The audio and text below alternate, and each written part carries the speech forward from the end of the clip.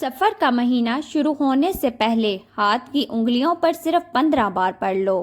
جو ساری عمر نہ مل سکا وہ آج ملے گا۔ بسم اللہ الرحمن الرحیم۔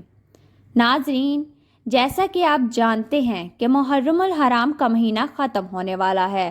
محرم کے بعد اسلامی سال کا جو دوسرا مہینہ ہے وہ سفر کا مہینہ ہے۔ آپ نے ماہ سفر سے پہلے یہ وظیفہ لازمی پڑھنا ہے۔ انشاءاللہ بہت جلد ہی لاکھوں کروڑوں کے مالک بن جاؤ گے۔ یہ موقع ہاتھ سے جانے مت دینا ورنہ بہت پچھتاؤ گے۔ ناظرین، آج اس تسبیح کے بارے میں آپ کو بتانے جا رہی ہوں۔ یہ تسبیح آپ جتنی بار پڑھو گے اللہ رب العزت آپ کو اتنی دولت عطا فرمائے گا۔ جیسے جیسے آپ اس وظیفے کو تسبیح کے دانوں پر پڑھو گے یا ہاتھ کی انگلیوں پر پڑھتے جاؤ گے، ویسے ویسے آپ کے لیے آسانیاں پیدا ہونی شروع ہو جائیں گی۔ ساتھ ساتھ آپ کا رزق بھی بڑھنا شروع ہو جائے گا، کیونکہ آج کی تسبیح بہت ہی زیادہ خاص ہے، بہت ہی زیادہ مجرب ہے۔ یہ کلمات کون سے ہیں اور اس وظیفے کو آپ نے کیسے کرنا ہے؟ چند منٹ کی ویڈیو دیکھنے سے اگر آپ کی زندگی بدل جائے تو اتنا ٹائم دینے میں تو کوئی حرج نہیں۔ میں آپ کو یقین دلاتی ہوں کہ آپ کا وقت ضائع نہیں جائے گا، لیکن شرط یہ ہے کہ آپ نے اس عمل کو پوری توجہ کے ساتھ کرنا ہے، پھر اس عمل کا حیران کن فائدہ آپ کو ملے گا۔ ناظرین، سفر اسلامی سال کا دوسرا مہینہ ہے۔ اسلام کے آنے سے پہلے بھی اس مہینے کا نام سفر ہی تھا۔ اسلام سے پہلے لوگوں کا خیال تھا کہ اس مہینے میں آسمان سے بلائیں اور آفتیں نازل ہوتی ہیں، لہٰذا وہ اس مہینے میں سفر وغیرہ نہیں کرتے تھے۔ اسلام نے ان تمام کو باطل قرار دیا اور اس مہینے کا نام سفر المظفر یعنی کامیابی والا مہینہ اور سفر الخیر بھلائی والا مہینہ رکھا۔ اور جیسے جیسے اسلامی تعلیمات سے دوری بڑھتی جا رہی ہے، مسلمان قرآن و سنت کی تعلیمات کی بجائے رسم و رواج اور شرک کی دلیل میں دھنستے چلے جا رہے ہیں اور دین کے بنیادی احکامات کو چھوڑ کر من گھڑت چیزوں کو ہی اصل دین قرار دیا جا رہا ہے۔ سفر کے مہینے کے حوالے سے بھی بیشتر مسلمانوں کا یہی خیال ہے۔ عوام میں یہ بات مشہور ہے کہ اس مہینے میں لوگ لنگڑے اور اندھے جنات بڑی کثرت سے آسمان سے اترتے ہیں اور لوگوں کو نقصان پہنچاتے ہیں۔ سفر کی ابتدائی 13 طریقوں کو انتہائی منحوس تصور کیا جاتا ہے اور ان دنوں میں نہ صرف یہ کہ شادی بیاہ اور سفر وغیرہ سے بھی گریز کیا جاتا ہے، بلکہ بعض مقامات پر 23 تاریخ کو چنے ابال کر اور بعض جگہوں پر چوری بنا کر تقسیم کی جاتی ہے اور اس پورے مہینے کو منحوس سمجھ کر اس میں کسی بھی قسم کے نئے کام کا آغاز نہیں کیا جاتا۔ معلوم ہوا کہ سفر کے مہینے میں کوئی نحوست نہیں ہے اور جس طرح سال کے کسی بھی مہینے میں نکاح کرنے کی کوئی مانعت نہیں ہے، اسی طرح اس مہینے میں بھی نکاح کرنے میں کوئی حرج نہیں ہے۔ اسلامی تعلیمات سے دوری کی وجہ سے مسلمانوں میں یہ بات مشہور ہو گئی ہے کہ وہ محرم کے مہینے میں اس لیے نکاح وغیرہ نہیں کرتے کہ اس مہینے میں واقعہ کربلا ہوا تھا، اور ماہ سفر میں اس لیے نکاح نہیں کرتے کہ اس مہینے میں ہونے والے نکاح نامے منحوس ثابت ہوتے ہیں۔ ناظرین، سفر کا مہینہ جسے بہت سے لوگ بلاؤں کا مہینہ کہتے ہیں، نحوست کا مہینہ کہتے ہیں، مشکلوں پریشانیوں کا مہینہ کہتے ہیں، لیکن اگر حقیقت میں دیکھا جائے، اگر روایات سے دیکھا جائے، اگر اسلامی تاریخ سے دیکھا جائے تو سفر کا مہینہ خیر و برکت کا مہینہ ہے۔ سفر کا مہینہ رب کو راضی کرنے والا مہینہ ہے۔ اس میں اللہ کے نیک بندے جنگ کی نیت سے اپنے گھروں کو چھوڑ دیا کرتے تھے، خیر و برکت کی تلاش میں نکل جایا کرتے تھے۔ سفر کا مہینہ رب کعبہ کے دوسرے مہینوں کی طرح عظمت اور برکت والا مہینہ ہے۔ اگر کوئی بندہ چاہتا ہے کہ اس کے گھر سے بلاؤں کا، پریشانیوں کا، مصیبتوں کا، رکاوٹوں کا، بندشوں کا، ہر طرح کے مسائل کا خاتمہ ہو جائے تو آج ماہ سفر کا چاند نظر آنے سے پہلے اپنے تمام مقصد کی نیت کرتے ہوئے یہ وظیفہ پڑھ لے۔ انشاءاللہ بیٹھے بیٹھے تقدیر کے بند تالے کھل جائیں گے، بیٹھے بیٹھے ہر مشکل پریشانی کا حل ہو جائے گا۔ ماہ سفر جب آتا ہے تو اپنے ساتھ خیر و برکت لاتا ہے اور بہت سے لوگ اس مہینے کو لاپرواہی میں گزار دیتے ہیں۔ بہت سے لوگ اس کی عظمت کو لاپرواہی میں گزار دیتے ہیں۔ بد نصیب ہے وہ بندہ جو ماہ سفر کا چاند نظر آنے سے پہلے پہلے رب کعبہ کے یہ 2 نام پڑھ کر رب کو راضی نہ کر لے۔ اگر آپ کے گھر میں کوئی بھی پریشانی ہے، قرض کی پریشانی ہے، رشتوں کی پریشانی ہے، بے برکتی، بے سکونی، لڑائی جھگڑوں کی پریشانی ہے، تو ماہ سفر کا چاند نظر آنے سے پہلے پہلے یہ خاص وظیفہ پڑھنے کی دیر ہے۔ وظیفہ بہت چھوٹا ہے، وظیفہ اتنا چھوٹا ہے، اتنا مجرب ہے، اتنا طاقتور ہے کہ صرف 5 انگلیوں پر بتائے گئے طریقے سے یہ عمل پڑھنے کی دیر ہے۔ آپ کو خود سمجھ نہیں آئے گی کہ رزق و دولت اور کامیابیاں کہاں کہاں سے آ رہی ہیں۔ جب رب کی ذات دینے پر آتی ہے پھر مانگنا نہیں پڑتا، ہر شے خود چل کر آپ کے پاس آتی ہے۔ لوگ وظیفے پڑھتے ہیں، اے اللہ میں یہ چاہتا ہوں، یہ مل جائے، یہ حاجت پوری ہو جائے۔ کبھی رب سے یہ بھی مانگا ہے کہ اللہ تیری رضا چاہتا ہوں، تجھے راضی کرنا چاہتا ہوں۔ آج رب کو راضی کرنے کی نیت سے رب کعبہ کے یہ 2 نام ہاتھ کی انگلیوں پر بتائے گئے طریقے سے پڑھ کر دیکھیں۔ سفر کا چاند نظر آنے سے پہلے پہلے اگر کسی ناممکن حاجت کو بھی لے کر بیٹھو گے تو انشاءاللہ وہ پوری ہو جائے گی۔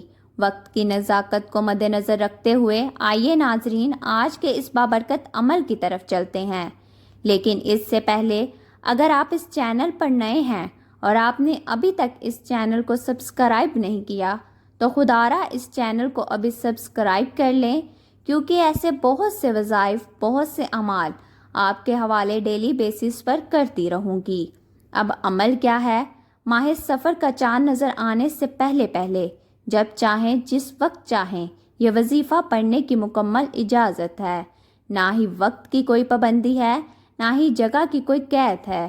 سب سے پہلے آپ نے باوضو مصلی پر بیٹھ کر نبی کریم صلی اللہ علیہ وآلہ وسلم کی ذات مبارک پر 3، 7 یا 11 بار درود پاک پڑھنا ہے۔ درود پاک آپ کوئی سا بھی پڑھ سکتے ہیں۔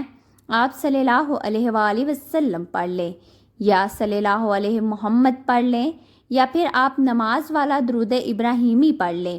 درود ابراہیمی کی فضیلت اور برکت سب سے زیادہ ہے۔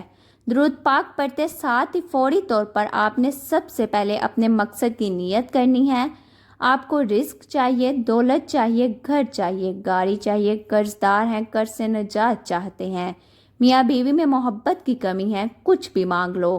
مقصد کی نیت کرتے ہی فوری اپنی آنکھوں کو بند کیجئے، پوری توجہ، دھیان اور خلوص سے نیت کے ساتھ یوں محسوس کیجئے کہ دنیا سے آپ کا تعلق ختم ہو چکا ہے۔ آپ روزے رسول کی جالیوں کے قریب بیٹھ کر یہ وظیفہ پڑھ رہے ہیں۔ اپنے مقصد کی نیت کرتے ساتھ ہی فوری طور پر آپ نے ایک بار اعوذ باللہ من الشیطان الرجیم بسم اللہ الرحمن الرحیم پڑھ کر وظیفے کا آغاز کرنا ہے، اور سب سے پہلے نمبر پر جو وظیفہ آپ نے پڑھنا ہے وہ وظیفہ یا حفیظو یا سلامو کا پڑھنا ہے۔ آپ سفر کے مہینے میں رب کی حفاظت چاہتے ہو، رب کی سلامتی چاہتے ہو کہ پورا سال کبھی کسی کے سامنے جھکنا نہ پڑے، کبھی کسی سے مانگنا نہ پڑے، تو یا حفیظو یا سلامو کو پڑھ کر دیکھیے۔ آپ نے یا حفیظو یا سلامو کو کیسے پڑھنا ہے اور کتنی بار پڑھنا ہے؟ توجہ کیجیے گا۔ یا حفیظو یا سلامو 1 بار ہو گیا، یا حفیظو یا سلامو 2 بار ہو گیا، یا حفیظو یا سلامو 3 بار ہو گیا۔ اس طرح سے آپ یا حفیظو یا سلامو کو ہاتھ کی انگلیوں پر پڑھ لیں یا تسبیح کے دانوں پر پڑھ لیں۔ آپ نے صرف 15 بار پڑھنا ہے۔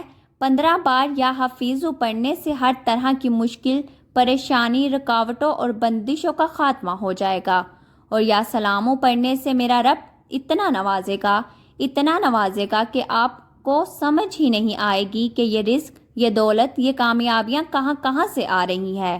بد نصیب ہے وہ بندہ جو ماہ سفر کا چاند نظر آنے سے پہلے پہلے رب کعبہ کے یہ 2 نام 15 بار نہ پڑھ لے۔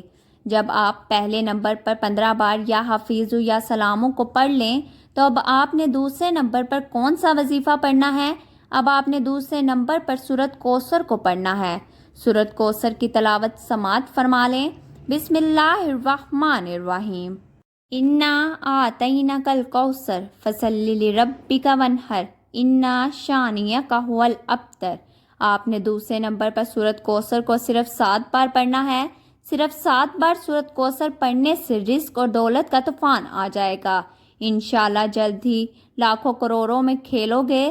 سرب کر مانگنے والا فقیر بھی ماہ سفر کا چاند نظر آنے سے پہلے یہ خاص وظیفہ پڑھ کر دیکھ لے، فقیر سے بادشاہ بن جائے گا۔ میرے رب کی رحمتوں برکتوں سے مایوس نہ ہونا۔ دوستو، آپ رب سے مانگ رہے ہو، کسی بندے سے نہیں مانگ رہے۔ جب آپ 7 بار سورۃ کوثر کو پڑھ لیں تو اب آپ نے تیسرے اور آخری نمبر پر کون سا وظیفہ پڑھنا ہے؟ اب آپ نے تیسرے نمبر پر استغفر اللہ پڑھنا ہے۔ استغفر اللہ پڑھنے سے آپ کے صغیرہ کبیرہ گناہ معاف ہو جائیں گے۔ یہ وقت بار بار نہیں آتا، یہ قبولیت کی گھڑیاں ہیں۔ جب آتی ہیں تو اپنے ساتھ رحمتیں، برکتیں، بہاریں لے کر آتی ہیں۔ اگر کوئی بندہ ماہ سفر کا چاند نظر آتے ہی ایک نئی زندگی کا آغاز کرنا چاہتا ہے، جس میں جس طرف قدم بڑھائے تو کامیابی مقدر ہو جائے، آج آخری نمبر پر استغفر اللہ کو پڑھ لینا۔ استغفر اللہ 1 بار ہو گیا، استغفر اللہ 2 بار ہو گیا، استغفر اللہ 3 بار ہو گیا۔ اس طرح سے آپ استغفر اللہ کو اپنے دائیں ہاتھ کی انگلیوں پر پڑھ لیں یا تسبیح کے دانوں پر پڑھ لیں۔ آپ نے صرف 11 بار پڑھنا ہے۔ جب آپ یہ تینوں اعمال بتائے گئے طریقے اور ترتیب سے پڑھ لیں، اس کے بعد 1 بار پھر سے درود پاک پڑھنا ہے، جو درود پاک آپ نے عمل کے شروع میں پڑھا تھا۔ اب آپ کا عمل مکمل ہو گیا۔ ان خاص قبولیت کی گھڑیوں میں اللہ پاک سے تھوڑا نہ مانگنا، آج اللہ پاک سے وہ مانگنا جو سالوں سے نہیں مل رہا۔ اللہ رب العزت سے رو رو کر دعائیں کریں، گر گرا کر دعائیں کریں، التجا کریں۔ انشاءاللہ رب کریم آپ کے مقدر کو بدل دے گا، آپ کے نصیب کو بدل دے گا۔ آپ اللہ سے جو مانگیں گے، انشاءاللہ اللہ سبحانہ تعالیٰ سے دعا کیجئے کہ وہ ہمارے صغیرہ کبیرہ گناہ معاف فرمائے، ہمیں گناہوں سے توبہ کرنے کی توفیق عطا فرمائے، اور جو لوگ حضرت آدم علیہ السلام سے لے کر آج تک فوت ہو چکے ہیں، ان کی مغفرت فرمائے اور ہمیں ہدایت والے راستے پر چلنے کی توفیق عطا فرمائے، تمام مشکلات دور فرمائے۔ اللہ تعالیٰ سے دعا ہے کہ اللہ تعالیٰ میرا سنانا اور آپ کا سننا اپنی پاک بارگاہ الہی میں قبول و منظور فرمائے۔ آمین ثم آمین۔